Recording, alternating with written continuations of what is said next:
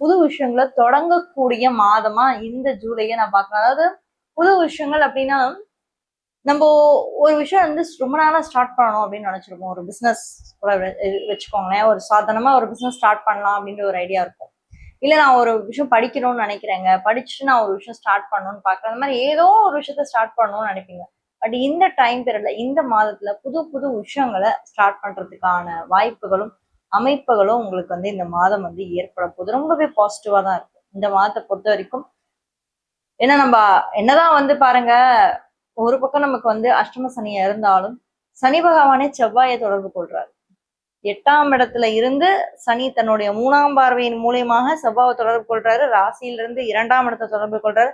ராசியில இருந்து 5ஆம் இடத்தை தொடர்பு கொள்றாரு. சோ இப்படி இருக்கக்கூடிய இந்த காலகட்டத்துல செவ்வாயை பொறுத்த வரைக்கும் உங்களுடைய 4ஆம் அதிபதி அவரே பாருங்க உங்களுடைய 9ஆம் இடத்தோட அதிபதி. பூர்வ புண்ணிய ஸ்தானாதிபதி 9ஆம் இடத்தோட அதிபதி. சோ இடம் மாற்றத்துக்கான வாய்ப்புகள் இருக்கு.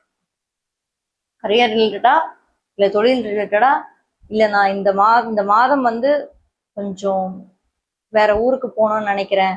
ஒரு இடம் டிஃப்ரெண்டா மாறணும்னு நினைக்கிறேன். புது விஷயம் ஸ்டார்ட் பண்ணணும்னு நினைக்கிறேன். ஏதோ ஒரு விஷயம் என் லைஃப்ல நான் சேஞ்ச் பண்ணிக்கணும்னு நினைக்கிறேன்.